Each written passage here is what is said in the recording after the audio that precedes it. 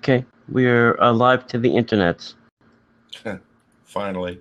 Well, hello, everybody. My name is Park Hopper John. Joining me, as always, on the other side of the internets is Mr. Tony Casanova from Disney by the Numbers. How you doing tonight, buddy? Doing well? I am doing fantastic. I had some fun this weekend. Yeah, what'd you do this weekend? Actually, last night I went to the Osborne Lights for the first time this year. Really? Yeah. How is it this year? It's the same. It's the same old stuff. You know, they have a pass holder. They have a couple of pass holder exclusives this year. One is an ornament, shaped like a Christmas ornament. It says Osborne Lights on it, and there's one for the pass holders and one for the normal people. Right. Sorry, normal people. Non-pass holders, I think. Non-pass holder. Yeah. And then they have two shirts, one for the non-pass holder and one for the pass holder, and they're already out of everything from XL to 3XL. Right. This is week one. I got mine. Did you? Yeah. Oh, I had some Halloween candy left over. That's horrible. I can see that. Yeah, sorry. So they say they're gonna have more, but probably not until the end of the week. I don't. Right. I don't know what that means. I don't know. What that means. Yeah. But you know, the other weird thing about the studios is that, like, so Monday night the park didn't close until 8. Right. But meanwhile, all the food places were shut at 6. So where do you want people to eat from 6 to 8? What about the big restaurants? If you had reservations, were those places open? None of the restaurants. We went to 3. Hollywood and Vine, 50s, and Mama Melrose. They were not taking any walk-ups. Wow. We're ready to go home. So I'm like, so we went to, you know, that little Herbie Love Bug hot dog stand. Right. And grabbed the hot dog. At the back of the park by Lights, Motors, Action Stunt Show. Yeah. Their Herbie hot dog stand was open. Yeah. Well, it was open because, you know, they have to feed the throngs of people there for the Osborne Lights. Yeah. Well, that's what I'm thinking to myself. Why don't you know, the ABC commissary should have been open. The backlot place should have been open. You know, the place is right near there. All should have. Listen, don't get me started because I was like, you know, 50%. And here's the. We're talking about stuff, but anyway, here's the other fun thing too. I went to the turnstiles. I was having a Donahue experience. Oh my goodness! As I was calling it in my head, I'm having a Donahue experience. So I tapped my my card. I have two things. I have my card that I keep in my iPhone wallet, and then my Magic Band, which I keep in my car. And I forgot to take the band out of the car, so I screw it. I'm not going back. I have the other, you know, card in my wallet. So I go, I tap my thing. She goes, it's not working. So, you know, raise her hand. Little guest relations lady comes over. She's tapping, she's rubbing, she's swiping, she's typing numbers. She goes, there's nothing on here. It's blank. I said, well, I can tell you it wasn't blank the other day when I went to Epcot. I walked in Epcot and nobody said anything. Right. So she goes, well, you have to go to guest relations. So I started walking towards guest relations. She goes, no. You have to go to the guest relations outside because you don't have a pass. I said, oh, I do. Trust me. I do. I have bank statements to prove it. Right. I said, you take the money very easily. Right. So I go over there and she's swipe, nothing. Tap, nothing. She goes, there's nothing on this card. I said, listen, I have a pass. She tries to look up my count. Can't find anything. Excuse me? Listen, I exist. I'm here. Look. Right. So, what did she do? So then she went and swiped my credit card that I used to pay for my annual pass. And then she got some accounts. And she goes, you have 2. One has a Buzz Lightyear, and one has Bruce from Finding Nemo. Mm-hmm. I said, that Bruce is not me. Now, I think somebody created a second fake account. Oh my goodness. Yeah. So she found my annual pass record and then tied it to my Buzz Lightyear account. Right. Right. So I went in and changed my password again. Now, here's the other thing that I don't think everybody knows right now is Disney is doing security the worst possible way. Whatever you use as your like My Disney Experience password is the password for every single Disney account you have. Right. Disney movies, DVC, ESPN, Star Wars, Marvel, all of those sites now have that same singular password. So if one of those things gets breached, all of those things get breached. Wow. And again, I said to the lady, I said, listen, I'm not happy with the fact that one password can ruin my entire Disney life. I mean, they can have access to my DVC and start booking stuff, and I would have almost no idea because they'd be able to change the email and redirect it immediately because they had access to my account. Right. So she's like, well, that's a valid issue you were bringing up. Yeah, you think? That's a valid issue? Yeah. So I said, well, I've complained before. Maybe you should mention something as a guest service person. Say, hey, listen, this is not the best method, Yeah. So after, 15, 20 minutes of that banter of trying to figure that out, I said, listen, I said, if this ticket doesn't work when I go to that turnstile, I said, I'm coming back here. Right. I said, I know where you're working. You can't run. You can't run. Careful. You can't make jokes like that to Disney. They'll ban you from the parks. I said, I'll come back. I'm going to come right back. She goes, no, it'll work. I said, are you sure? I don't want to go there and then come here. Right. She goes, no, it'll work. I said, are you sure? She said, no, trust me. All right, I'm going to trust you. We'll see what happens. So that was my experience last night. My weekend, actually, most all of my weekend, you were with me, and we had a great time. We did. For those of you who are listening, we had two really fun events. The first event was D23 had a Pinocchio event that we got little books, and inside the big little book was a ginormous. I didn't realize how big the pin was. Not a little pen, a big little pen. This is my hand. I'm a man. This is a man's hand, and this is a pen. It's a gigantic pen. Yeah, it's huge. And it's really nice. I used to have these little books, or the big little books when I was a kid. So that was kind of fun. So we went and we had a great time. We learned a little bit about some of the special effects and some of the ways to do the animation. That was really a lot of fun. And then Tony and I went over to the Wave, had lunch, and then he was taking part in the 30-minute late Mickey's of Glendale event, which was a whole other story. Yeah. And then that night, we both got to go out on one of their firework cruises, not the big pirate firework cruises, but the regular little fireworks on the little smaller boats. The little pontoon boats. There's 10 people. We had a blast.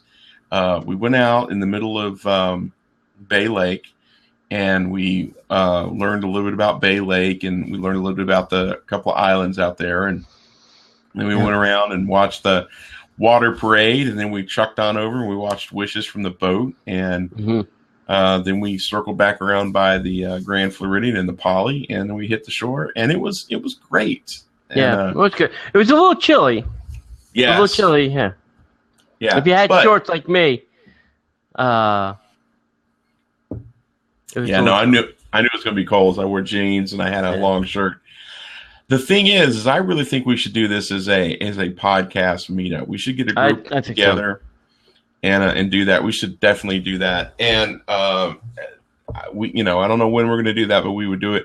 It would be really cool if we were smart enough to have done this during a special event fireworks. That would have been cool. But yeah, so that was kind of my weekend. The rest of my weekend was just, gigging and work. Yeah. So I'll tell you a little about Mickey's of Glendale, if nobody really knows. Mickey's of Glendale is a store on the Burbank lot that Imagineers, it's their exclusive store where they can shop. Right. I believe you only can get in there with an Imagineers Cast ID card. The only other time you can get in is if you're taking an Adventure by Disney. Yeah, Adventure by Disney or these D23 pop-up shops. Right. The manager of the store is this blonde-haired woman. I can't remember her name, but she's always out here, and they are coming back in May. She said Wow. they're gonna do the pop-up store twice a year now. Nice. So that's pretty good. A lot of the stuff was the same. The same kind of stuff. This year, this time. It was a little bit larger selection. Seemed like they did it in a little larger space, so they had more room for more merch. And two of the weird things they were selling, I guess it's all in the same category, was some Disney Springs things. One was a Disney Springs bottle. I get it. It goes with the backstory. I get it, but what am I going to do with it? I don't know. And Disney Springs shirts, T-shirts, and I'm like, well, aren't you gonna sell those at Disney Springs? I mean, eventually. Why would I? I guess if I wanted to be the first, maybe this was, for the grand opening, the cast member. But it didn't say anything special on it, like, imagined by Disney or whatever.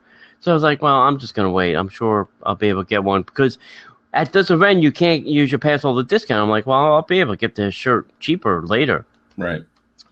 I did get like a little 3-season jacket. Nice. Which was 40% off. So that was exciting. And I got another Imagineering shirt in a different color. And they had a couple of them. Some old retro Disneyland shirts like Adventureland. Nice. What that logo kind of looked like, back in the, 1955 when it first opened. Right. I did get a Disneyland. It says Disneyland's Magic Kingdom. Because I think back in the day, they used to just call Disneyland, the Magic Kingdom. Right. So that was good. But then a lot of the stuff is all the same kind of, stuff. From previous visits, so it's really not that not that. What's that exciting? Yeah. I tell you the line. There's always a huge line for the pins. They had a whole wall of pins set up, and that's a whole separate queue. You got to get in the line just to look at the pins. You can't not to buy them, but just to look. There must have been a 30-minute line just to look at. I said, can't I just look? No, you have to wait in the line to look. I said, what if I don't want to buy them? I'm waiting 30 minutes in for something I don't want to buy. Right. They had a lot of special sets and frame sets and things like that. And there was a lot of people just buying that kind of stuff. There's people that just had I'm assuming they're just going to sell them right on the internet because they had stacks and stacks of the same thing. And that's when I say to myself, Disney really should limit them to 1 or 2 per person. This way nobody could be a hoarder and say, oh, I'm going to buy all these and I'm going to go on eBay and jack up the price. I don't find that fair. I don't find that, right. That ruins it for all the other collectors, Right. Absolutely. I agree. Disney does a pretty decent job most of the time of, making it to where you at least have a fighting chance. Yeah. At some things. But it's very interesting that they would just let everybody go willy-nilly like that. Yeah. So anyway, good weekend. Had a lot of fun. Yep. Hang on, I'm wanting to look up the Big Little Book to see if it's on eBay. I'm sure it's on eBay. Oh yeah, it is. And we went to Marimoto Sunday night again. Right. And I still think it's a great place. The food. I tried all different things this time. I didn't have any of the same. Nice. And it's still good. we didn't have reservations. We couldn't get reservations. So I went there and I said, how long is the wait? She goes, well, if you don't have a reservation, it'll be an hour and a half. Or if you want to sit outside, we can seat you right now. I said, well, it's fine. I'll sit outside because it was nice. So we sat outside and had a good time. Well, my friend, I'm sorry to interrupt you. Yeah, go ahead. How much can I make this weekend? You can make as much as $51.60. Wow. Or as little as $29.90. Wow. That's just nuts. Sorry. So where's the seating outside at Morimoto? I didn't know they had seating outside. They have two places. One is downstairs, which they don't have open because there's a giant construction mall. Right. And then upstairs and outside. Yeah. I remember seeing that. Yeah. Oh, here's another thing too. On my little visit to Disney Springs that I found out, there's two valet areas now. One in front of Cirque. So if you take the normal entrance kind of off of Buena Vista, you can go to the valet over by Cirque. And the other one is, if you're facing the orange parking garage, it's on the right. Like as if you were going into the parking garage. Like if you were coming from the marketplace area and going on Buena Vista to the parking garage, it would be in that entrance to the parking garage. It forks off and you can go to valet there. Nice. That is good too. And the other thing, when you're on the second floor of Disney Springs parking garage, you can see, into the construction area. So the entire area from right next to the parking garage to the street is going to be the new bus area. They have all the little things. And I said to myself, looking at this vast wasteland, wow, what a waste of space. I knew you were going to say that. If they just kept the buses over at the marketplace side and the buses over at the west side, they could have built at least another 20 stores and restaurants in that vast wasteland. But that vast wasteland has its own designated bus lane. And that instead of having to walk all the way to the west side or all the way to the other side of the marketplace to get on a bus, now you can just get on the bus in the center. And they have the designated lane, so now we don't have to deal with the buses on the roads in front of Disney Springs. I am such a fan of that concept. They could have made that dedicated lane to either one of those two. I mean, they already did it on the marketplace side. They built it so it's almost a dedicated bus lane in and out. It's very, very, very close. I mean, if they did a little tweaking, they could, fix that and make it a little better. Yeah, but that's why we have that flyover lane now. Yeah, I don't know. I was just thinking, wow. That's a lot of space. What a huge waste. I mean, it's literally all that area that they cleared out, took out all those buildings, all that parking lot, and they're just going to put buses there. I'm like, wow. It's like the entire Magic Kingdom bus thing dropped in the middle of where Pleasure Island is.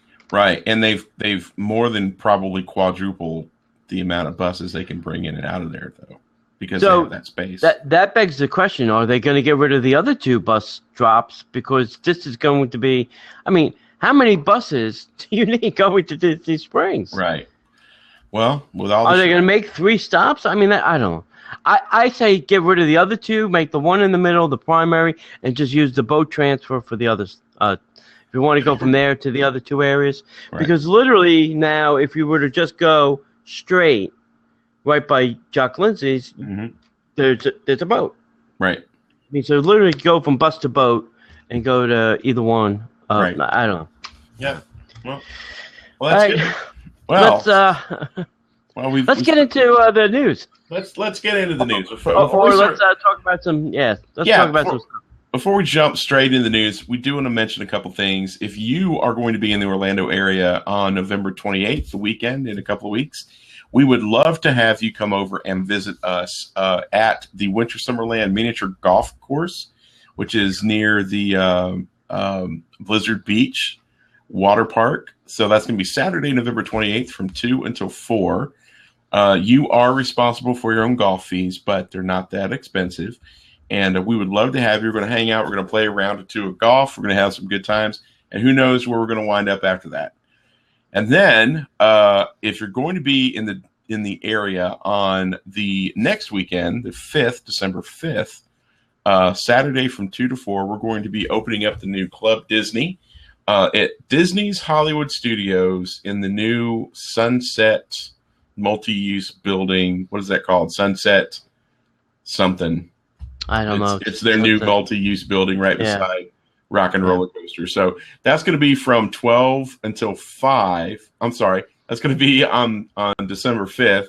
If I can read, that would be helpful. From 2 until 4. So both events are from 2 o'clock until 4 o'clock.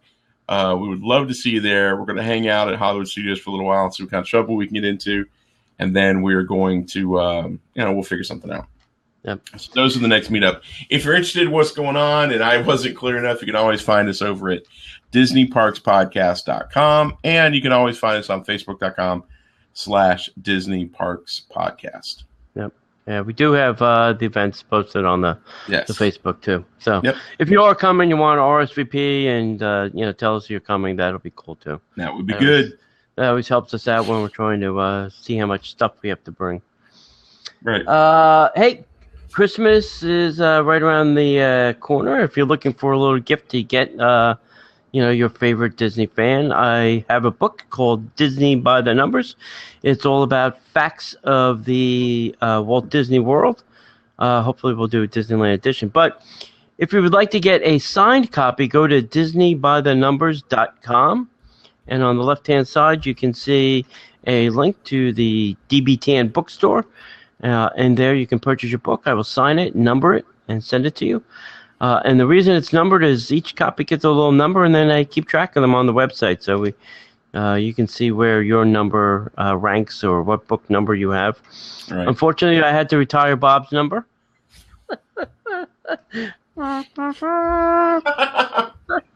Wow. Hey, it's still his number. Yep. If you don't want to, my book, unfortunately, I have to charge a little bit more because I have to do some shipping to it. But if you don't want to pay me and you don't want it signed and you just want a copy of it, you can certainly go to Amazon.com and search for Disney by the Numbers, and it will pop up. It is $14.95 on Amazon. I charge $19 because I have to package it and ship it and send it to you. And that's the way it goes. And also, if you can, go over to DisneyParksPodcast.com and sign up for our newsletter. We have a newsletter that goes out once a week, and we have lots of good stuff in there.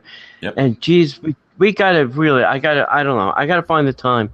Really, I got to get some of these prize things out of here. I got to, maybe we can have a kite package. Yeah, I'm going to bring some to these 2 meetups, and hopefully we'll get rid of... everybody comes to a meetup. People that keep coming, they're going to have a kite collection soon by the end. Well, I mean, that'll be good for in the springtime when we do the kite meetup. Yeah. Great. Yeah. And that'll be good. Yeah, I'm keeping the really good ones for that. So good. Good. Yeah. So and then go ahead, talk about the last item there. Yeah. Well, I was going to say about the newsletter. We just found out last week. I don't even know if you know this, Tony. Our friends over at Entertainment Earth were so excited about what we did with the Titan series, the Avengers Titan series, that they're sending us out some Star Wars stuff. Nice. So that's going to be cool. So it's a Desert Walker and an action figure. So if you remember the little 2-legged walkers that they had in the Return of the Jedi, they had on land on Endor. It basically is kind of what it looks like. So we've got one of those. BB-8? No BB-8? No BB-8. So they're going to send us one of those. And the cool thing is they're going to let us do a video and an unboxing. And then we're going to be able to play with it, show it to you, do all those great things. And then once we pick a winner, the winner gets sent their very own copy from Entertainment Earth So it'll be completely boxed. No hands will have touched it. It'll be pristine. Wow. So if you're a collector, you'll be able to collect an exclusive item only available at Entertainment Earth, and you'll be able to have one that's never been opened. And that'll be awesome. I was very excited about that.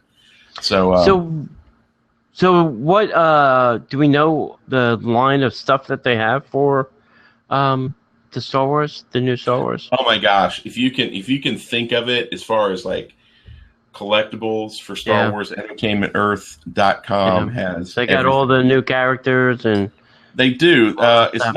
It's not necessarily a place where you would get like action figures, like if they're sold out at Target and you're looking for. That's not this. This is more on the lines of collectibles. You get your pop vinyl figures, your specialty Vinylmations. Yeah, but I would think the newer characters they would probably do something. Oh yeah, absolutely. Yeah, they've got BB-8 and Kylo Ren and Rey and all the new characters. Okay. The updated R2D2, the updated C3PO. Yeah, they've got all that stuff there. So it's really updated R2D2. No spoilers, buddy. No spoilers. They update them in every movie, so this one that should be a shock. That should not be a shock.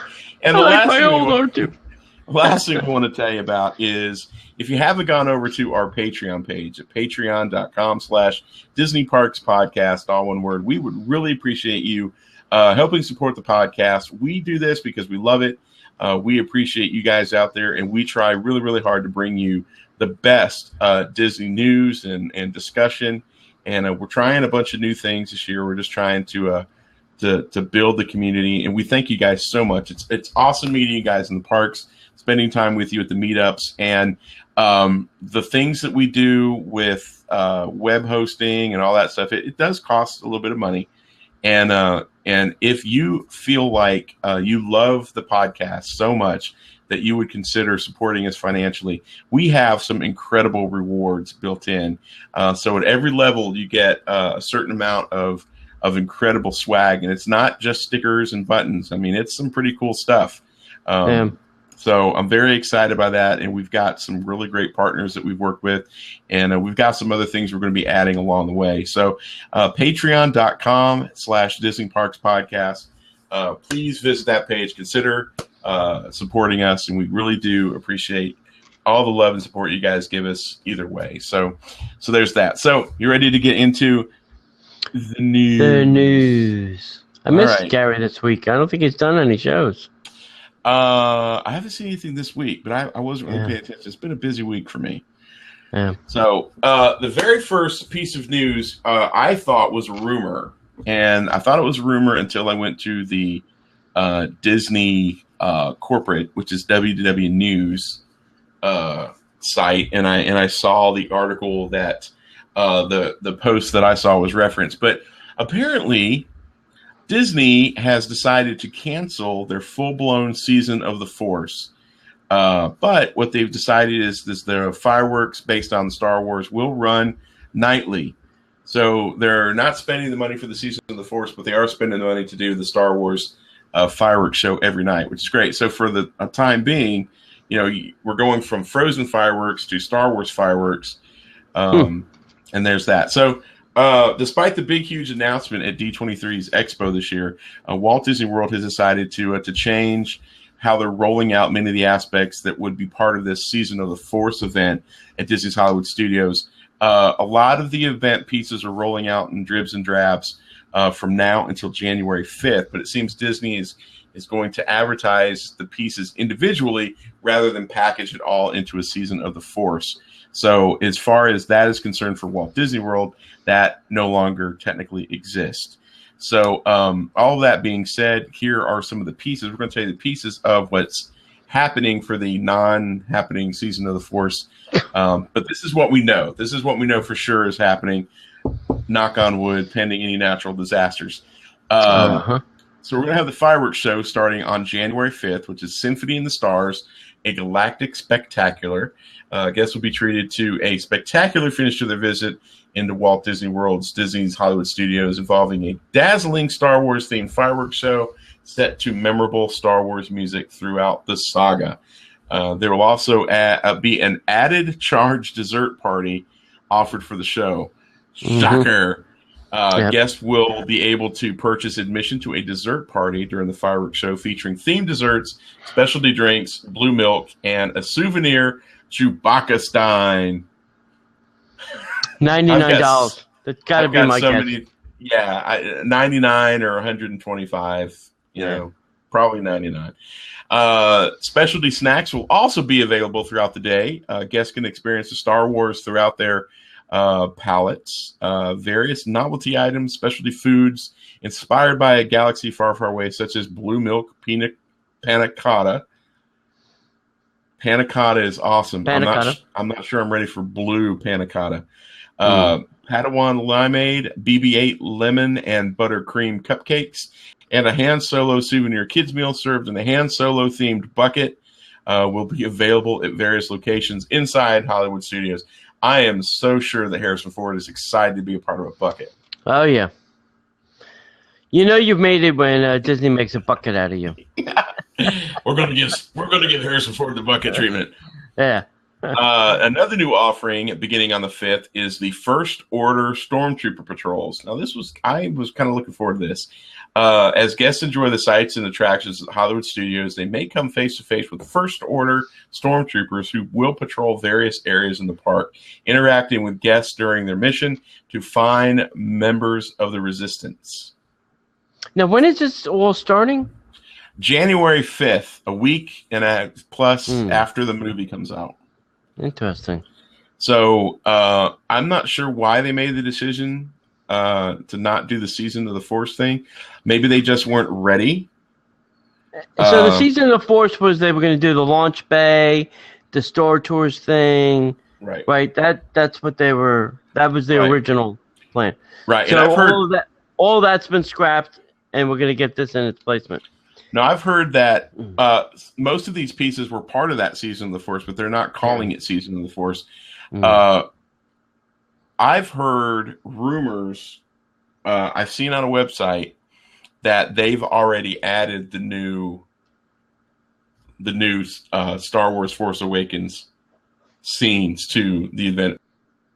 But yeah, how long would that take? A couple minutes?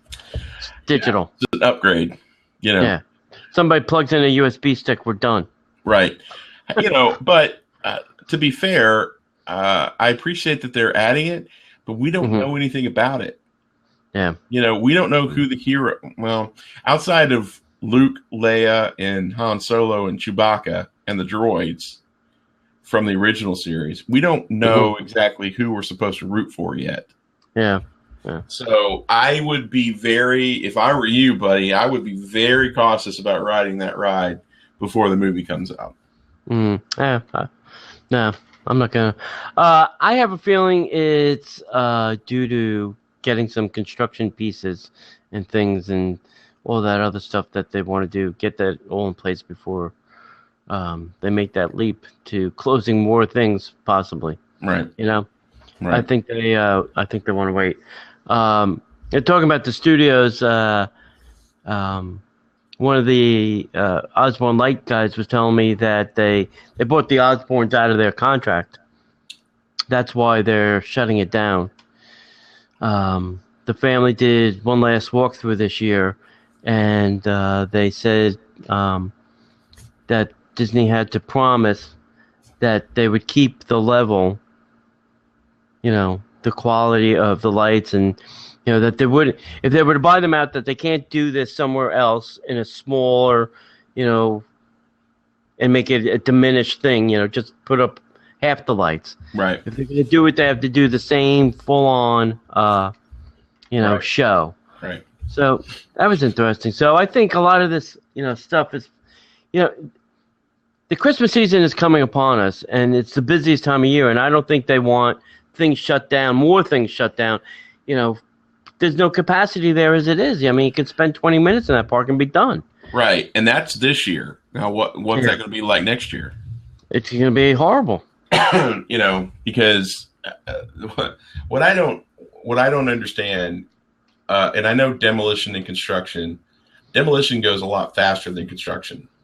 Oh yeah, and I don't. It's easier to rip it down. Yeah, I don't understand why they're so quick to to shut things down when they're not going to be ready. But hey, I could be totally wrong. I would love to be wrong. I would love for timelines to be different than what I think they are. But all right, moving on. Yeah. All right, let's talk about Disneyland. They're still celebrating their 60th anniversary, and for the holiday season, they have some interesting things going on. Some of the same, some new. So let's talk about the Christmas Fantasy Parade. This is a Disneyland holiday treasure. Presents Mickey Mouse, Minnie Mouse, an array of Disney characters celebrating the holiday season. The daytime parade features 100 plus performers, including Santa Claus, who brings the jolly holiday wishes from the North Pole. So this is like our Very Merry Christmas Party parade, but they get it every day. Right. So, hey, kudos to you. I mean, so I wonder if they're still doing... Oh, they don't have a 60th daytime parade. So, all right, so they're going to get a daytime, and then you'll get Paint the Night at night. So, cool. Right. That Paint the Night is their 60th parade. For the most part. Yep. So It's a Small World holiday offers a worldwide celebration of the seasons with more than 60,000 twinkling LEDs. Lights on the attraction's facade. Inside, animated dolls representing the children of many nations are dressed in their holiday attire, singing holiday songs, as well as classic "It's a Small World After All." No, I thought we were friends, buddy. Why don't our characters sing holiday songs? I'm not going to even go there. For the same reason they don't say, "Hey, Tony, happy birthday." I'm not even going to. Gosh. Moving on. Moving on. Next one is the Haunted Mansion holiday. Present a spooky but lighthearted mashup of Halloween and Christmas holidays as imagined by Jack Skellington from the Walt Disney Picture animated classic. I don't think it's a classic, but Tim Burton's The Nightmare Before Christmas. Continuing an annual tradition, a new gingerbread house is created each year for the mansion, adding a humorous touch to the ballroom scene. This year, the gingerbread house design features gingerbread zombies constructing a teetering house of cards. Nice. Ah, how whimsical. It's an ode to Netflix and The Walking Dead. Yeah, I see that. Next up, they are going to also get the Jingle Cruise treatment. An instantly popular edition in 2014 returns to take an adventurous guest on a fun-filled expedition. They discover a cargo of holiday gifts and decorations that have been jettisoned over the jungles of the celebrated Jungle Cruise attraction in Adventureland. This year, a few new surprises have been dropped into the cruise's African veldt scene. Nice. All right. And last but not least, in Disneyland, this year, Santa Claus brings holiday cheer to Disneyland guests in a new location in Critter Country. That's where Santa belongs. It's in Critter Country. Makes sense to me. Especially designed for him by Winnie the Pooh and his friends. Wow. Oh, jeez. You're mashing up Pooh, Critters, and Santa Claus all in one area. What can go wrong with that? Nothing can go wrong when Pooh's involved. All right, over on their the other side of the promenade in Disney's California Adventure, for the first time in forever, two splendid versions of World of Color Spectacular will be presented nightly during the holiday season on Paradise Bay. The holiday-themed show World of Color, Winter Dreams, featuring the host Olaf and the Snowman, along with his classic winter scenes from beloved Disney Pixar, Disney films such as Bambi, Toy Story, Frozen, and blockbuster films. And for the Disneyland Resort Diamond Celebration, World of Color Celebrate pays a fun, surprise-filled tribute to Walt Disney, whose Imagineering led to the creation of Disneyland and so many beloved characters. World of Color Winter Dreams is the first showing of the evening, followed immediately by the World of Color Celebrate. Right. So that's a wham bam, thank you, ma'am. That's a twofer, right? Yeah, that's great. I mean, that's a lot of time to be standing there getting wet. no comment. I don't. I've heard very mixed comments about the 60th version. Right. With Neil there Patrick? wasn't. Yeah. Well, everybody could do without Neil. I mean, great host and all, but could do without him. There wasn't enough Walt in there, for the liking. I get it. When you're celebrating the 60th, it should really be about Walt and the park, but they didn't go that way. Not anymore. Yeah. No. Walt who? Yeah. Yeah. So then Disney Viva Nevada, what is it? Is that? Navidad. Viva Navidad. Just think. Feliz Navidad. Yeah. Is a daily celebration of Latino culture and holiday traditions with music, dancing, vibrant colors, and delicious food. Disney characters join the fun in the lively Disney Viva Navidad street party presented multiple times during the day. So is that their little thing that we get? The what do we have? The party thing with the floats and the yada yada. In the Magic Kingdom, you know what I'm saying? Around the hub. Oh no, maybe. I mean, I don't think so. Yeah. I think it's just a couple of floats, and it's probably got Donald and the other two amigos. All right. That's just me. Yep. All right. So next up, you have Olaf's Snowfest celebrates its return to Hollywoodland with Olaf, the comical snowman from Frozen. Stage 17 is transformed into a charming castle courtyard inspired by the frozen kingdom of Arendelle. Kids of all ages have fun in a giant, whirly play area with real snow, where they are encouraged to build their own snowman creations and zip down a snow slide.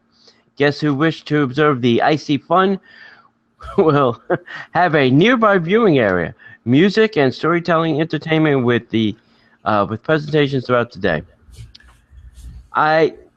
Okay. I get it. Yep. The residents of Radiator Springs will welcome guests with a snow car at the entrance of Carland. Each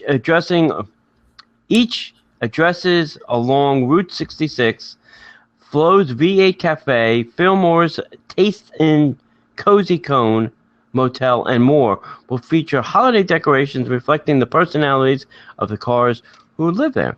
Nice. Also, last but not least, Flick and his buddies decorate a Bugs Land with giant Christmas lights and holiday ornaments, adding to the festive spirit.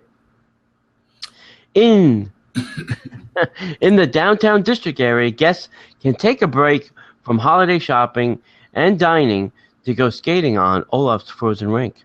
The Disney Downtown Winter Village around the ice rink creates a festive mood, and guests may purchase holiday gift items from the windows of the charming village chalets. Yeah, so just one of the fun things that I love to notice about Disney. Take a break from holiday shopping and dining. Yeah.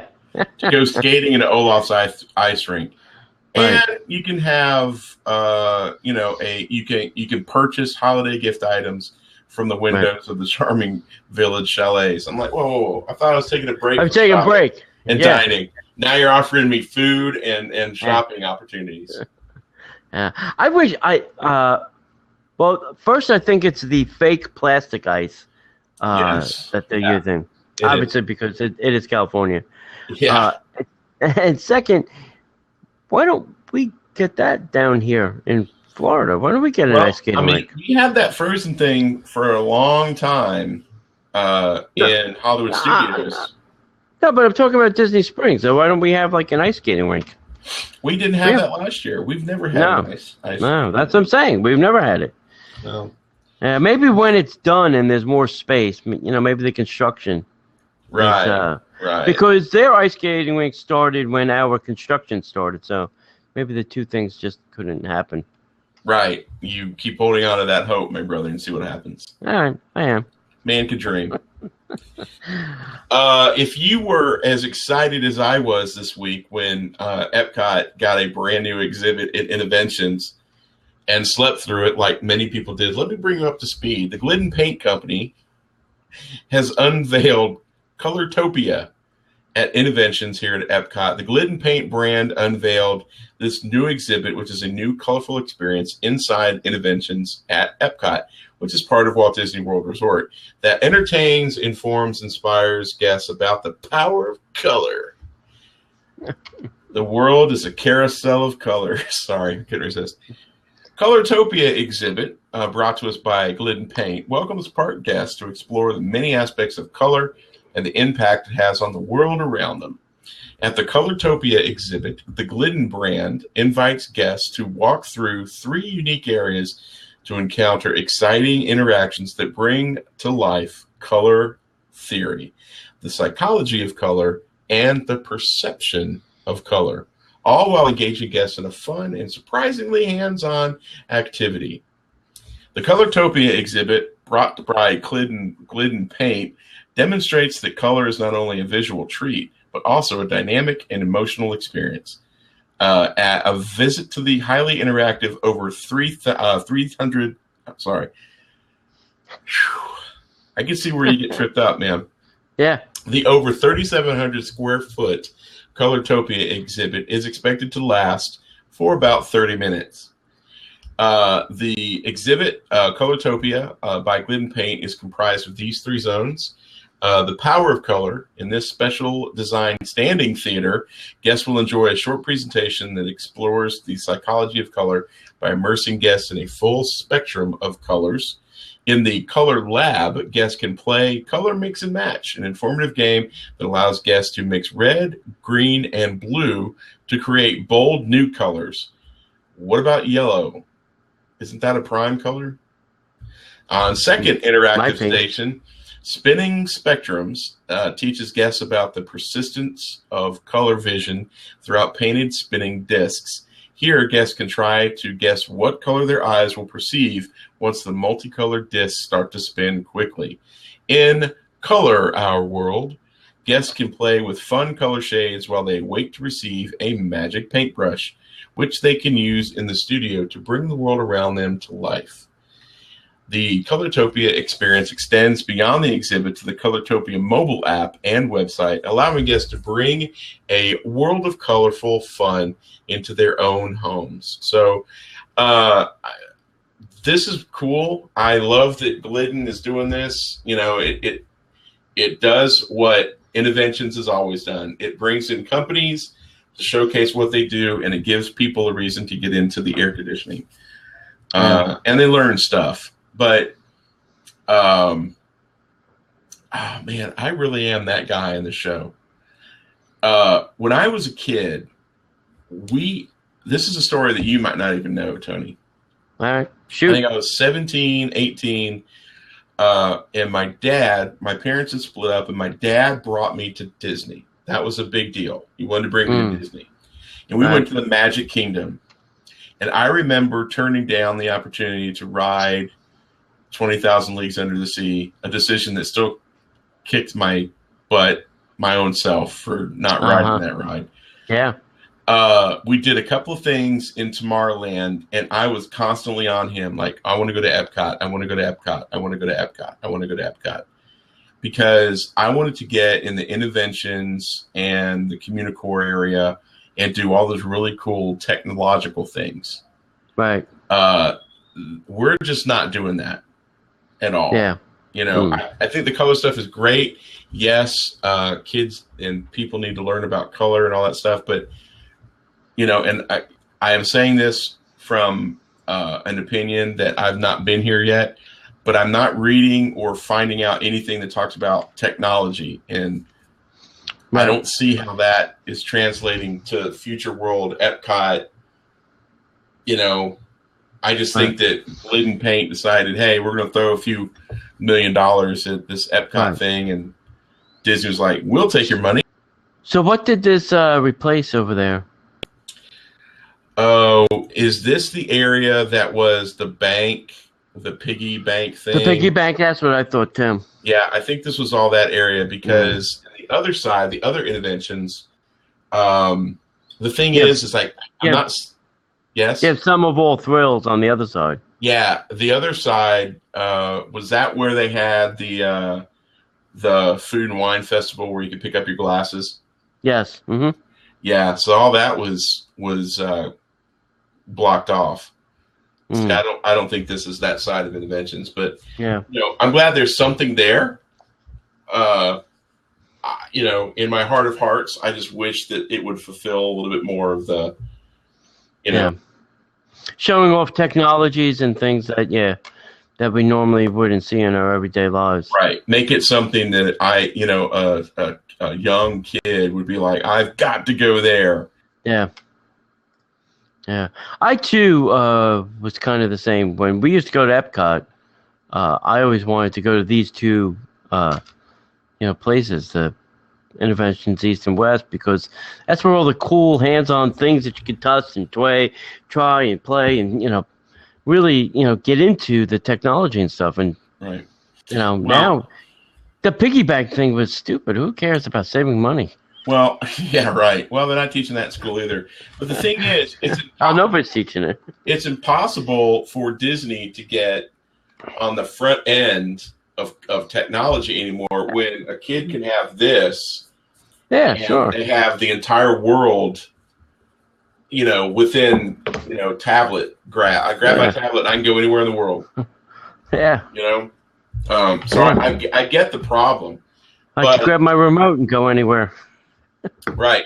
But the thing is I don't see, where is the Arthur C. Clarke for our generation? Maybe it's, where are the science fiction writers who were inspiring, what does technology look like in 100 years? Is it too scary?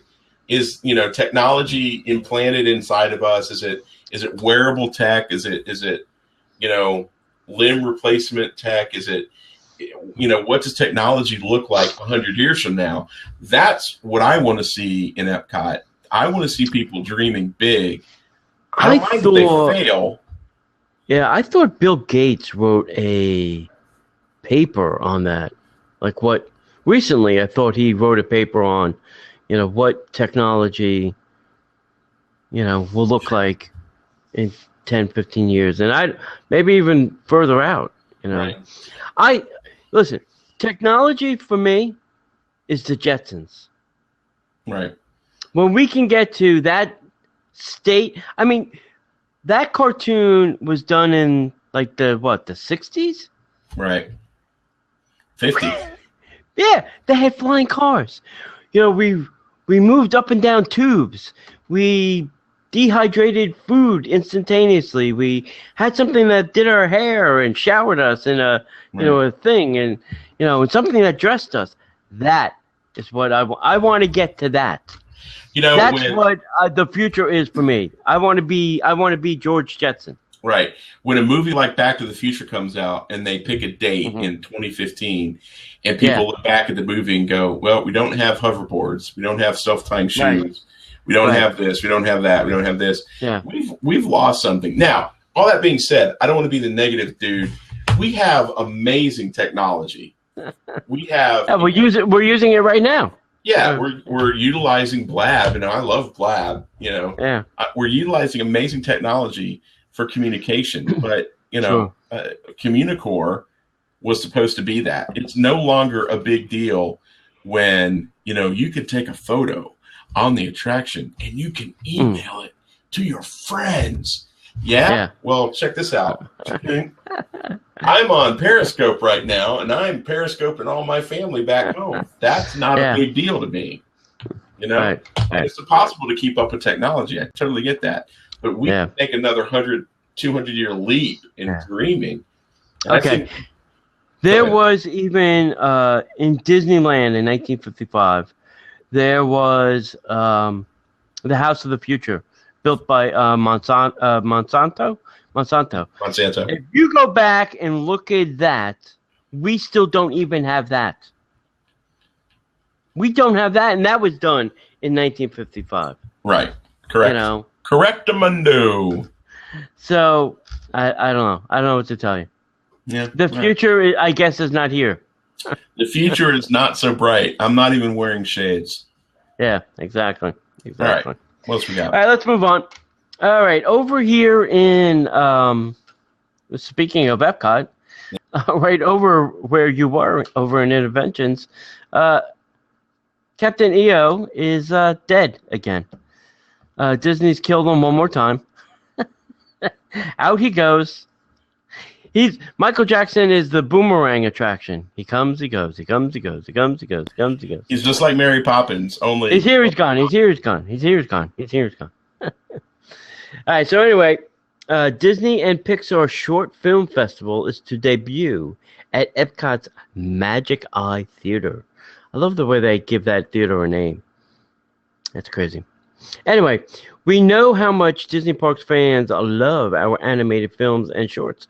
So today, which I think was yesterday, Disney's happy to share that coming in December, Epcot guests can experience beloved Disney and Pixar animated shorts in the new 4D experience located in the Magic Eye Theater in the Imagination Pavilion. Is it going to be sponsored by Kodak? We don't know. Disney and Pixar Short Film Festival will include a look into the visionary minds behind some of the world's most iconic animated films of today. Then inside the theater, guests can put on their 3D glasses and enter the imaginative worlds of 3 animated shorts, which will burst to life on the big screen and in the theater like never before. Remember, they can make the floor rumble. Woohoo! They can shoot water out at you. Yeah. To make way for this new offering, Captain EO, the current occupant of the Magic Eye Theater, will have to say its final farewell December 6th.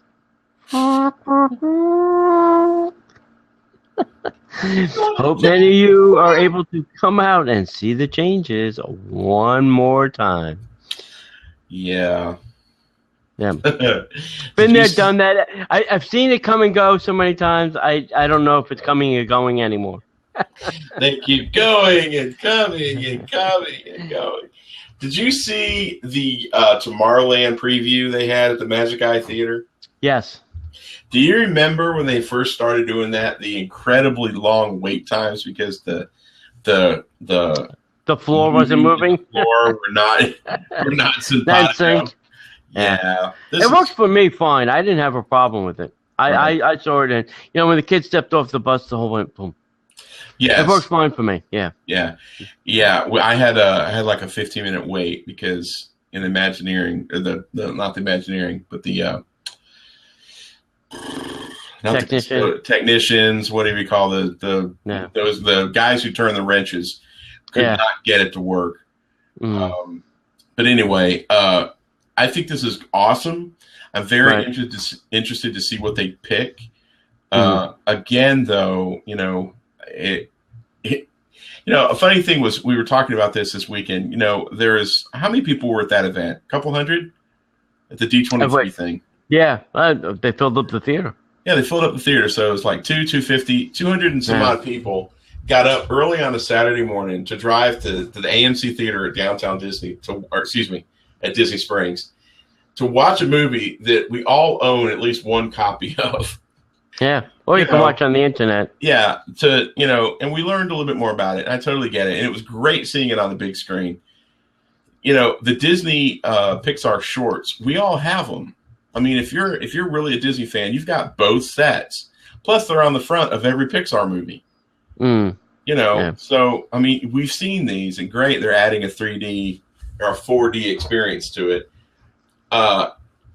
They're doing something with it. I'm very excited by it.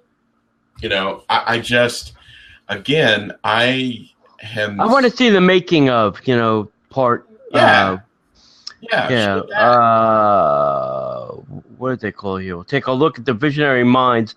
That I want to hear the Imagineers talk about, making some of these shorts and things. Yeah, that's going to be the pre-show. We're all going to be standing there, and we're going to be watching screens. And so probably Pete Docter and John Lasseter, and they're all going to be talking about. Or if they couldn't get the big bucks, what they're going to do is they're going to be talking to the guys that made like Paperman and was it Buffet? What was it called? Feast and Moana, not Moana, crud. Yeah, Lava.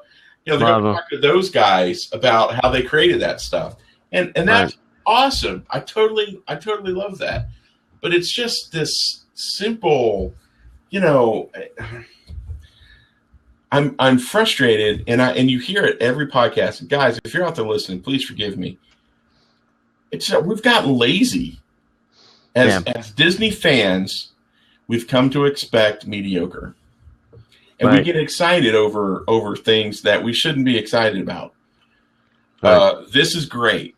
Don't misunderstand me. If Lon and you guys are out there listening, Disney, I applaud the fact that you're bringing something cool in, and it's great. But man, it just seems really, really ridiculously simple. And what does that have to do with Epcot? What does that have to do with? I get the imagination tie-in because it's Pixar.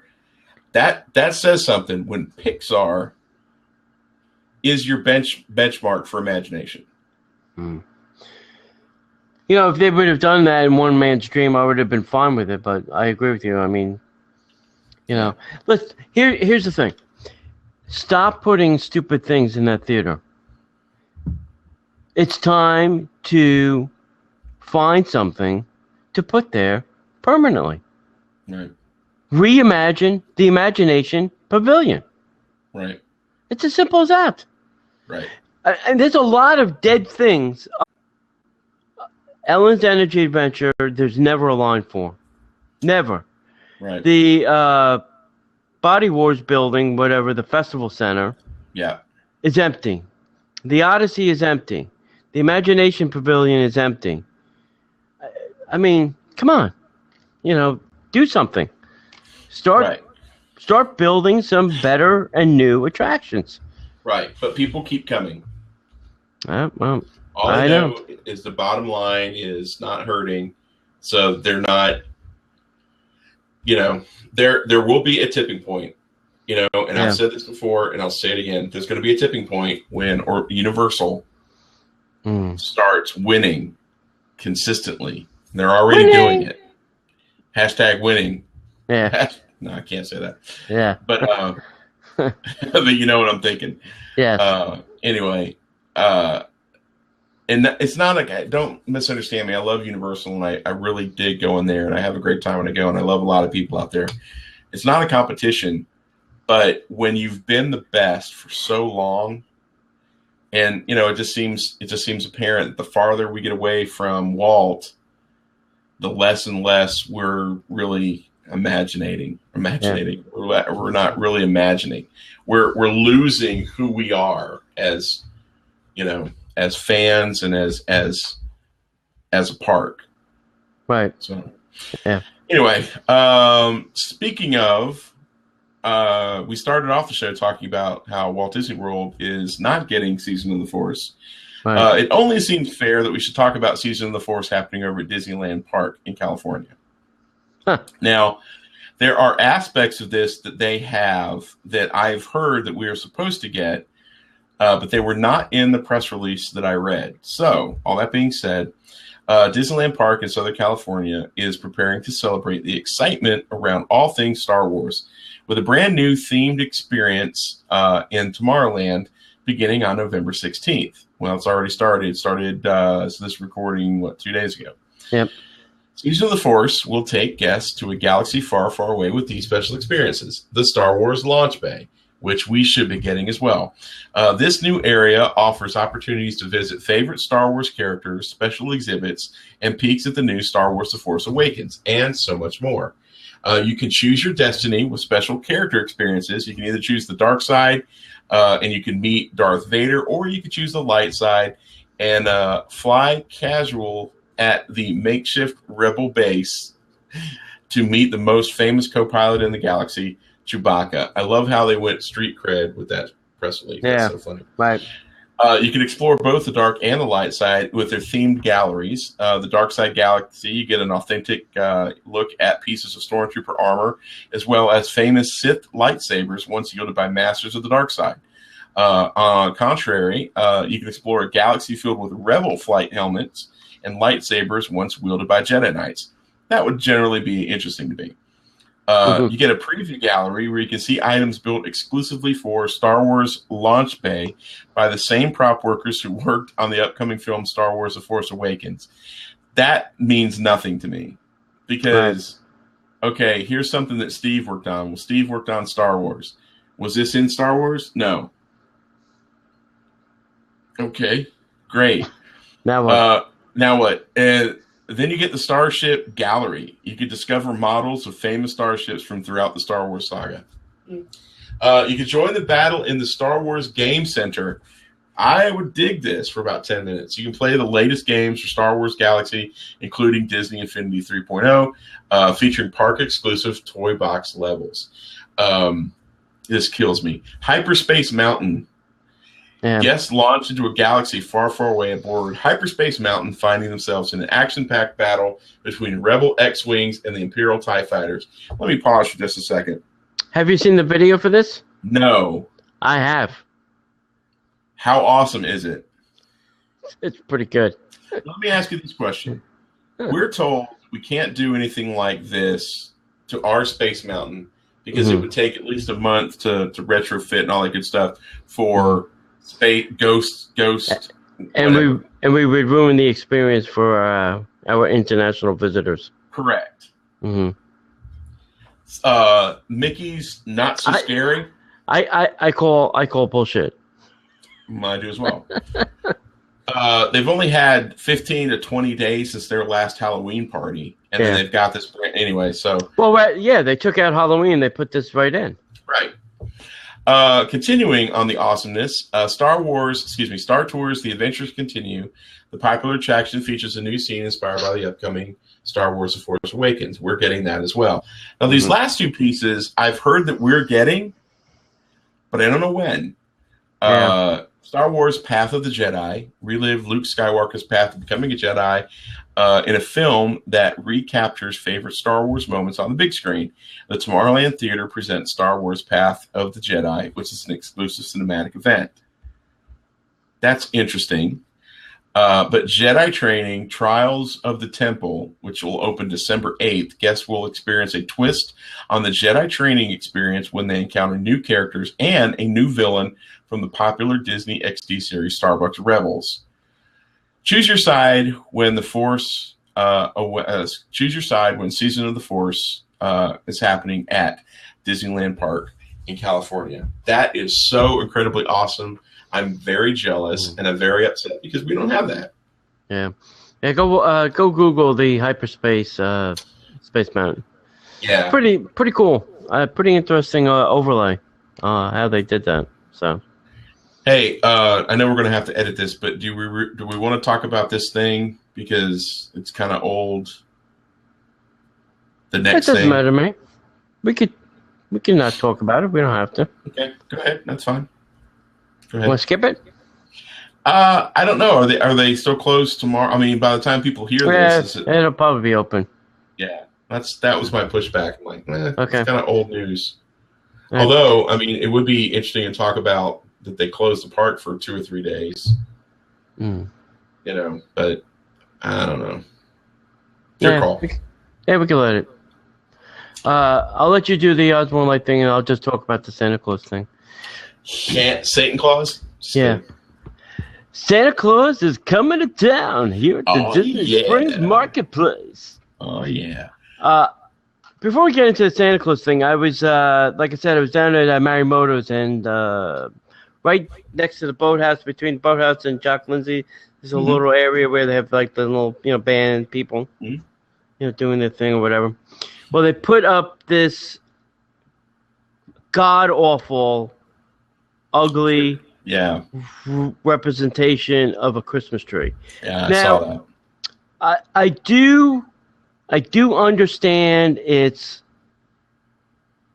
this metal thing with bottles. I get it. It's Disney Springs is right by Marimoto's with the bottling company thing, and that's where they bottled. And this is probably a tree that would have been done, circa or whatever, with the metal and the bottles. I get that, but let me tell you, it is ugly. I've heard. I have heard. It's the ugliest thing I've seen, and I was like. It's like, why'd you do that? That's so ugly.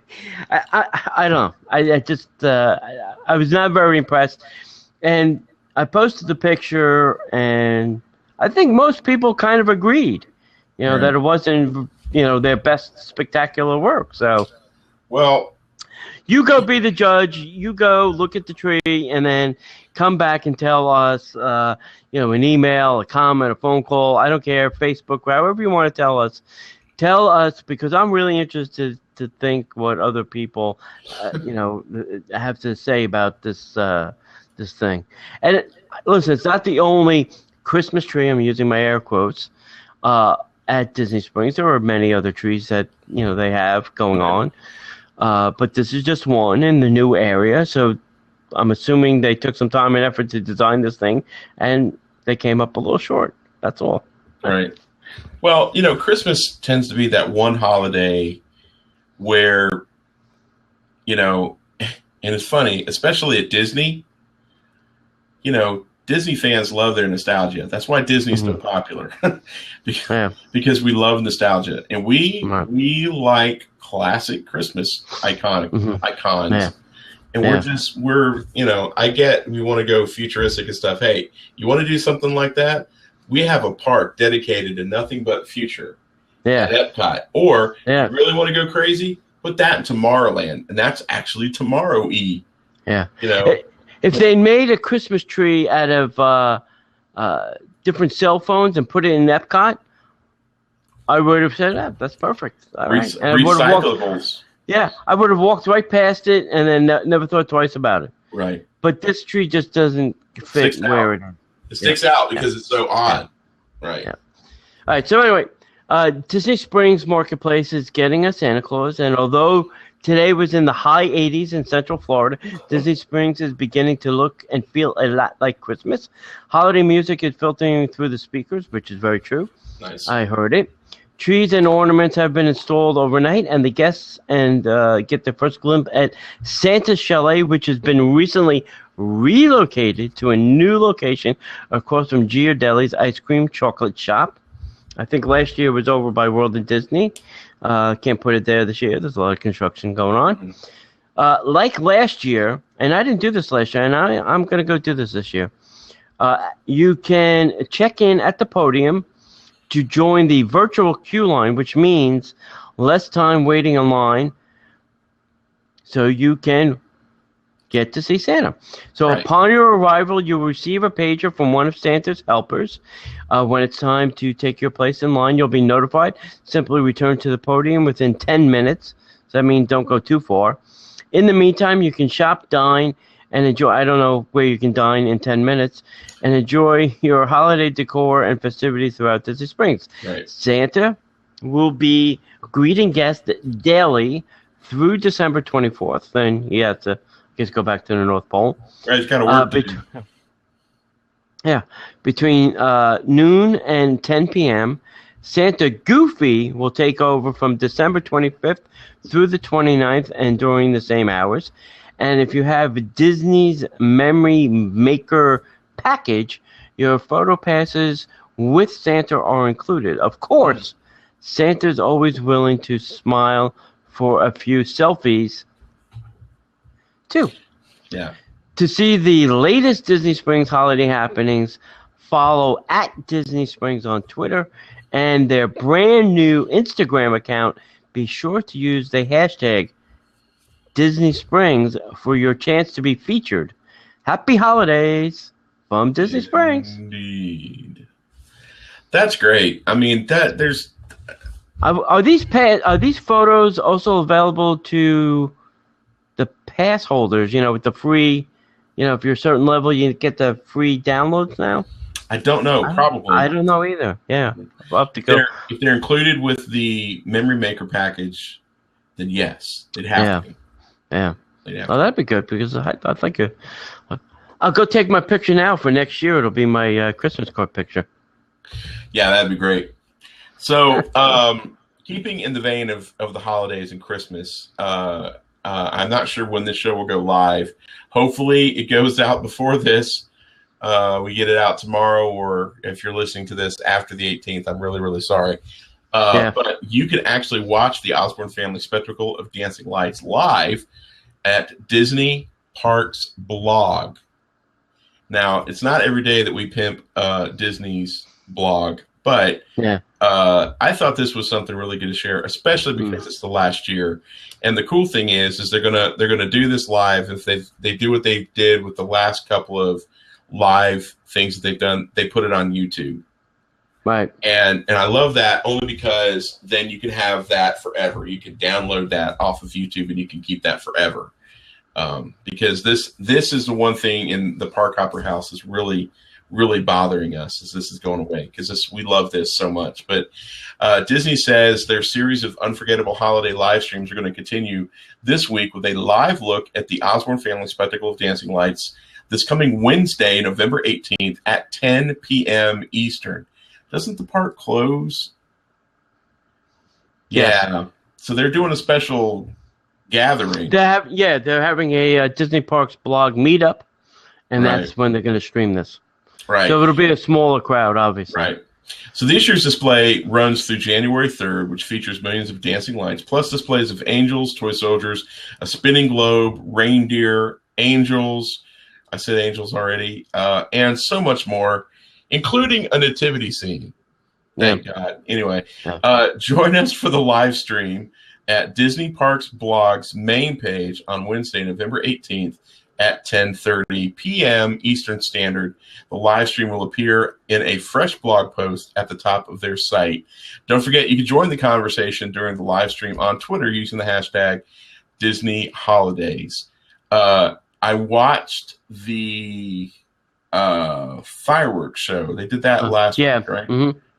The Wishes fireworks show. Right. That was great. I thought it was really, really good. They had like 2 or 3 cameras set up, and they did it really, really well. And it was great to be able to sit and watch that live. It was just cool. Oh no, what I watched last week was the thing off of the Disney Cruise.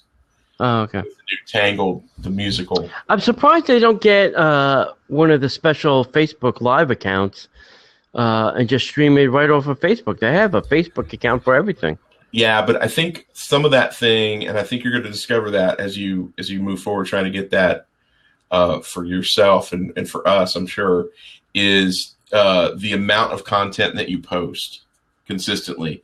And I don't think they post that much stuff consistently. I mean, they might, but the guys that are getting that, like, Lou and Gary Vaynerchuk, they're posting a crap ton all the time. Right. I will give you 2 tips if you're going to watch the Osborne Lights. One is, I don't know if they're going to move cameras around or if they're just going to be 2, a couple stationary things. But the Purple Cat this week is inside a purple building. Has it been moving? Yes, he moves each week. I'll be darned. I didn't know that. Yeah. Each week they move him to a new location. So that if you're looking for the Purple Cat, if you don't know the story about the Purple Cat, when the Osbournes shipped the lights to Disney, the Purple Cat was part of their Halloween decorations, accidentally slipped into the Christmas decoration. So Osborne told him to keep the cat, and each year Disney moves the cat around. Yeah. So you can go look for the Purple Cat. The second thing I'll give you a tip to look for is down by Lights Motor Action. You will see all the angels. Most of them, actually all of them, are blue except for one, which is now the angel for Ken Jennings, who passed away last year. All right. Nice. Ken Osborne. I keep saying Ken Jennings, like Jennings Osborne. Yeah, Jennings Osborne. Yeah, right? Jennings Osborne. Yeah. So look for the little white angel. He's right in the middle, and that is Mr. Osborne. Spirit kind of there. Nice. So that's it. There's lots of hidden Mickeys, and they also add Mickeys as they go along. They add a couple more Mickeys each week, too. So I think last year was almost in like big double digits, like 50 some odd Mickeys were. Yeah, there's a lot. 53, Yeah. 52. Yeah, something like There's that. a lot. There's a lot this year. Yeah, there's some of them are easier to find than others. Yes. Yeah, it doesn't seem like they did a lot of those weird. I'm not saying weird. Those movie windows this year. It doesn't seem like there's a lot of those. Right. Somebody was telling me, a friend that may or may not listen to this, Bill. He bought one of the. It's completely nothing to do with Osborne Lights. He bought one of those window videos. Have you seen these things? Mm-mm. It's a screen that you put in front of your window, and then you put a projector, and it looks like this one is like Santa Claus walking towards the window, and the Santa Claus does like this little thing, and it looks out the window, and then kind of walks away. And they have all of these different. I think there's like 100 of them. Right. These different, you can have, reindeer or snowman or Santa or whatever, and then they got, stuff for, different Halloween and, whatever. But you put the screen in front of a window, and then it projects on it. Right. And you get this very weird thing. That's awesome. He bought 2 of them for his 2. I think he's got 2 windows in the front of his house, Right. and each one will be doing a different thing. That's great. Yeah. And the other thing he bought, which I almost did too, it's this laser projector that you put in your front yard, Mm-hmm. and it maps your house, kind of like Cinderella's Castle when they do the Right. light projection. Right. So it kind of like maps your house, and it'll project like snow or Christmas ornaments or whatever on your house. I'm telling you. Crazy. Crazy, man. Christmas decorations have gone really high tech, Yes, they have. They got a little overboard, and they've gone high tech, and I'm good with both of that. I just have a stupid little blow up Mickey on my. It's not Porch. stupid. It's not stupid. Ah, You've it's got not. the It's same not one. stupid. You've Yeah, got one I just got- like it. Yeah, everybody does. You got it from Walmart, Right. Absolutely. so that means everybody in the world's got one. Absolutely. Right next to Mickey is Minnie, and that's it. Yep. Yeah, that's my Christmas decorations. All right, let's talk about some infotainment, John. I think, and talking of the holidays, we're going to give you some of the best secrets to enjoy the holidays at Walt Disney World. Yeah, and there's a lot of great things because we are locals. Yeah. Obviously, some of the things that Disney advertises a lot, they're really great, and though some of those made our lists. But really, there's a few things on there that you wouldn't necessarily think about, and in all the rush of trying to get that perfect holiday vacation in at Walt Disney World, sometimes you can overlook some really, really cool things. So Yeah. the first one for me is going to see the Candlelight Processional at Epcot, which is in the American Gardens Theater, is a great event. And if you don't want to, I'm not going to say not stand in line. If you want to be guaranteed a seat, the best way to do that is to take advantage of the Candlelight Processional dinner packages. And you could get those through either your travel planner, or you can call 407 WDW Dine. And most of the major restaurants all around World Showcase have an option where you can get a dinner, a late lunch or a dinner package, and you get a sticker that you wear that guarantees you a spot, a seat inside for the Candlelight Processional at a specific time. And then it also guarantees you a private area where all of you can get together and see the illuminations, reflections of Earth, and the special holiday tag. So you don't have to stress about finding a place to sit and watch it. You really get the best seat, which is right in the dead center, right across, World Showplace Lagoon, looking at the American Pavilion. That's really one of the best places to see the fireworks. And so it's kind of a threefer. You get a great dinner, you get the Candlelight Processional, and you get illumination. So it really is worth the price. It's really not that much more than you would pay for dinner anyway. And it just makes it worth it. And if you do the lunch, obviously lunch is cheaper than dinner in most places. So not for this event. This event, if you're doing yeah. kind of like processional, lunch is the same price as dinner. Oh, really? That stinks. Yeah. We always wind up going to the beer garden.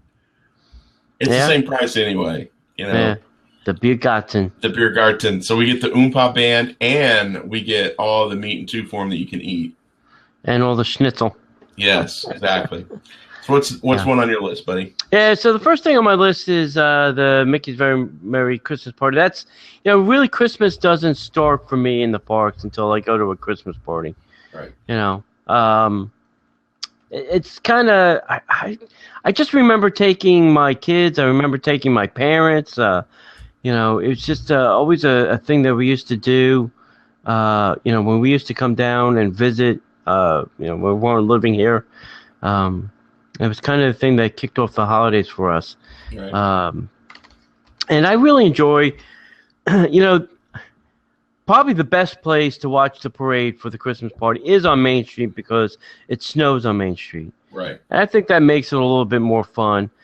It's Florida, so it doesn't snow here. But, for that couple of minutes, it almost feels like Christmas. The music is playing, the parade is there, it's snowing allegedly.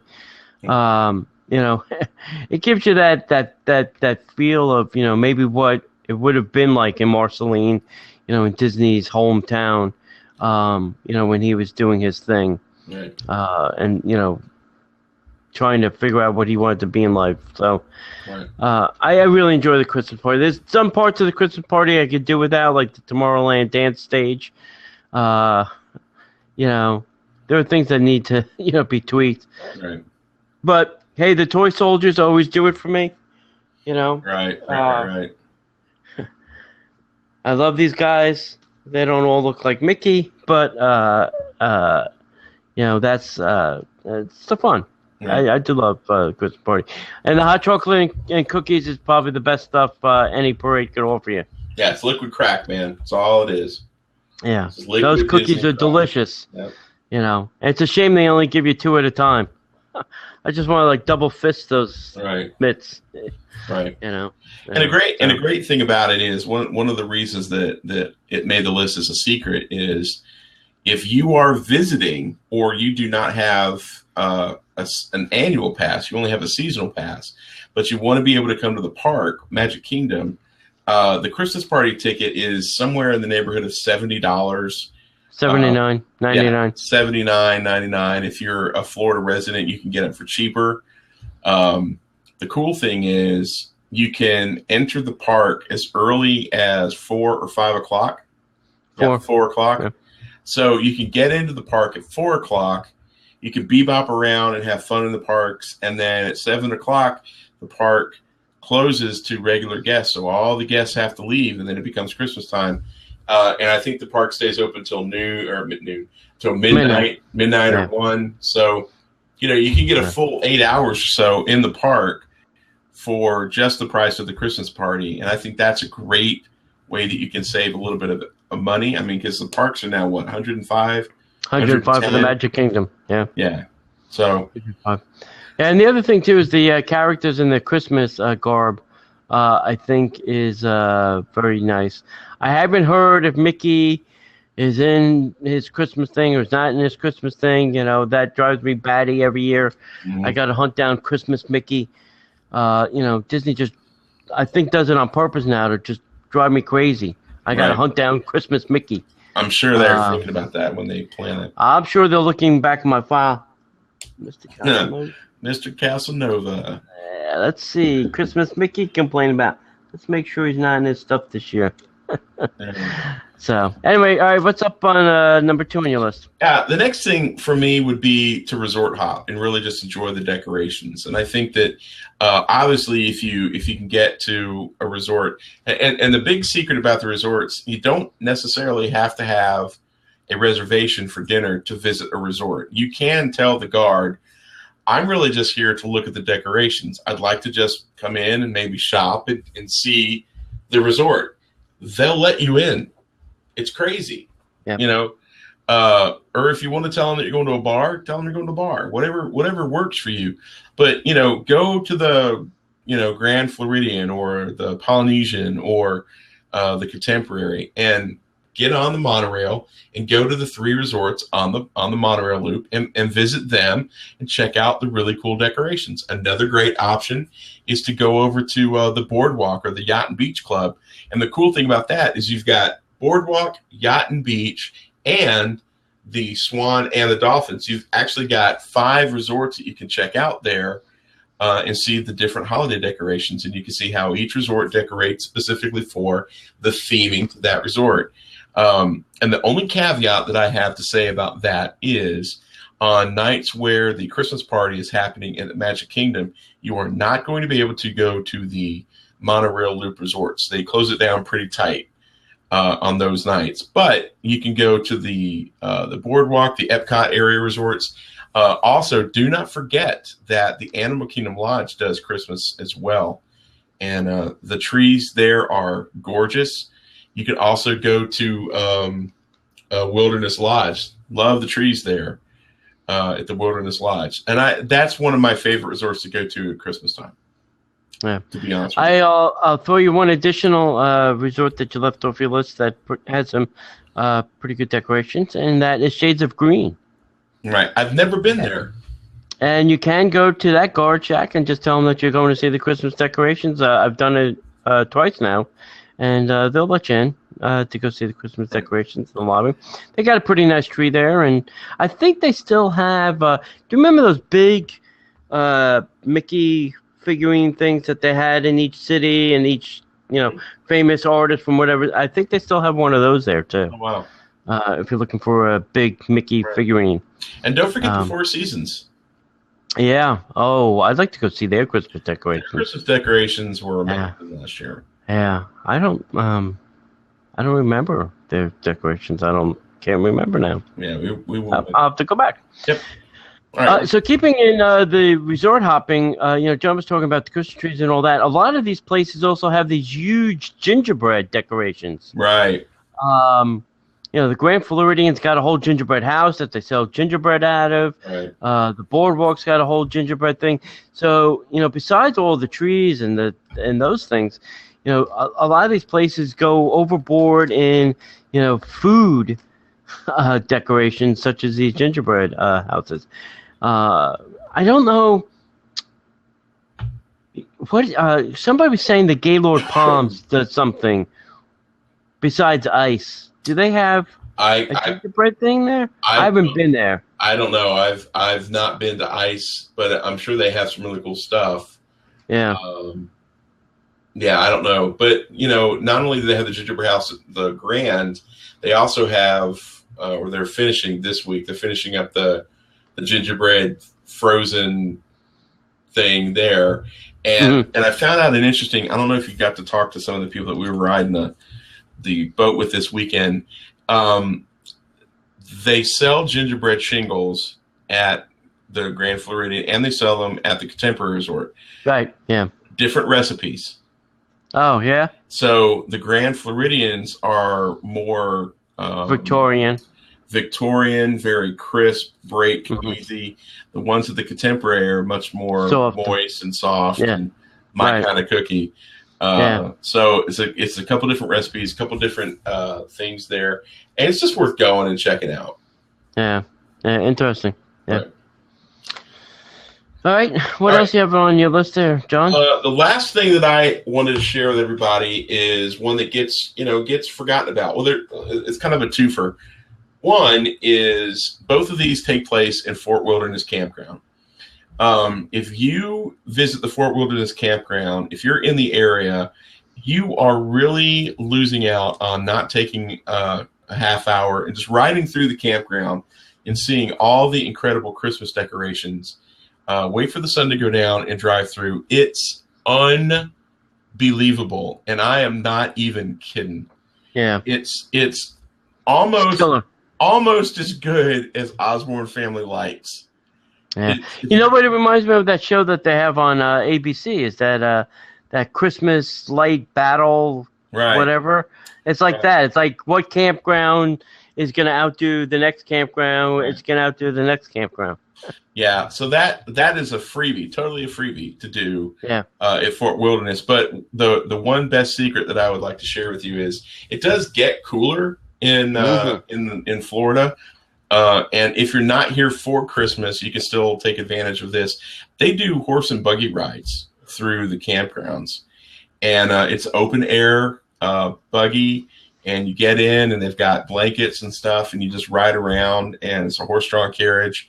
It's really cool. It's not super duper expensive, but if you've got, if you're thinking of proposing, or you just want to look for something a little bit more romantic, or you just want to take the spouse and the kids on a really fun little Disney hidden gem that you would never think about. You've got the Tri-Circle D Ranch there, and I don't know about you. I've not been on a horse and buggy ride in a long time. Yeah, I haven't been either. So I think that's one of those little hidden gems that would be worth, taking some time out of your busy Disney vacation and just really enjoying that. And if you're a local, take an afternoon and just go ride around, and then you can hop in your car and you can ride through Wilderness Campground and see all the lights and I'm telling you, I love Fort Wilderness during Christmas. It's the best. Yeah. They also do the horse and buggy over at Port Orleans, but obviously you're not going to get the lights. You'll just get the horse and buggy experience. Right. So, and the last thing on my list is the parks have some spectacular, large, humongous Christmas trees. Right. Each park has a iconic Christmas tree that they put up each year. One seems to be bigger and better than the rest. My favorite is still the Magic Kingdom. I still like that. If you look at the Magic Kingdom Christmas tree, it's typically decorated with some toys and popcorn and fruit. And those were things of that era. Right. And that's why they decorated with popcorn and fruit. And even the garland on Main Street is decorated with fruit, and that's because that's what they would have decorated with back in that era. So, right. One thing too, some trivia about the Magic Kingdom tree. The tree does not go up until after the taping of the Christmas Day show. The Christmas Day show is not live. It is not that day, so don't come to the Magic Kingdom thinking that you're going to be on the show, because that was taped last week. And it's probably in the can, or at least in an editing bay somewhere, right, being mixed up for Christmas Day. So yep. That tree does not go up. Actually, they take the flagpole down, and they leave the Christmas tree down until after the show is taped, right, because they use some cameras to obviously shoot down Main Street. Right. But I think I still think my favorite tree is Magic Kingdom. Epcot's nice. Studios is nice. Yeah. Studios obviously got a Hollywood vibe, which I kind of like. I like that more. I think that's probably my favorite tree. Yeah. And then the Animal Kingdom was not horrible. I mean, it's cool. Yeah, it's got the different animal heads. And yeah. I think the one at Animal Kingdom Lodge is better than the one at the park, though. Yeah. I think height-wise, I think the one in the Magic Kingdom is the tallest at 65. I think the others are short at 60. I don't know why they just didn't make all 65-foot trees, but that's the way they do. Another thing I've been told is the way that they put them up. You would think that they start at the bottom and they layer them up, and they don't. They start at the top and work their way down the tree. Weird. And they come in, pre-done sections, obviously, on a tractor trailer, and everything is bolted and tied on, the lights and all the ornaments, and all they do is, daisy chain the lights together, and boom, the tree's up. I don't think it takes them more than an hour to put these things up. Wow. It goes up pretty quick. There was a video, Disney, I'm sure will put it out again, of them putting up the tree, in a time lapse, and it's seconds. And I think if you were to slow it down at speed, it's probably not that long. Yeah. It's a science for them now. Right. So those are kind of our ideas if you've got a great idea, we would love to hear it. You can email us at disneyparkspodcast@gmail.com. You can always visit disneyparkspodcast.com and leave us a voicemail. If you leave one, we will probably play it on the show. We would love to hear from you guys. Leave us a comment in the show notes, or leave us a comment on the Facebook or on the Twitter. We would love to hear from you guys. And, we'd love to know what you guys love to do during the holiday season here at Walt Disney World. Yeah. So, as we say around here, we'll see you